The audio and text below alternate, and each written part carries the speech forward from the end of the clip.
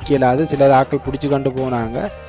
அது காற்று சுழட்டி அடித்து தலையை பிடிக்கிறதா குடையை பிடிக்கிறதா லேஞ்சியை பிடிக்கிற ஒன்றும் தெரியல. கடைசியாக எல்லாம் கூட எல்லாத்தையும் நாங்கள் மடக்கி போட்டு வேகமாக நடப்போம்ட்டு நடந்தது தான். தண்ணி கண்ணி ஒன்றும் எங்களுக்கு இவ்வளோ தூரம் தெரியாதபடியால் ஈவன் வாட்டர் பாட்டில் கூட நாங்கள் கொண்டு வரையில. நாங்கள் பஸ்ஸில் வரும்போது கொண்டு வந்தோம். அப்போ நாங்கள் முன்னுக்கு அம்மாட்ட கொடுத்துட்டு வந்துட்டோம். வச்சுக்கலுங்க நாங்கள் டக்குன்னு போய் மண்டாடிட்டு வருவோம்ட்டு. ஸோ பார்த்தீங்கன்னு சொன்னால் நாங்கள் எவ்வளோ வேகமாக திரும்ப ரிட்டர்ன் வெயிலுக்குள்ளே போயிடுவோமோ அதை விட ஆர்வமாக கனசனங்கள் வந்து அந்தோனியார்ட்ட மண்டாடணும்னு சொல்லி வேகமாக நடந்து வராங்க.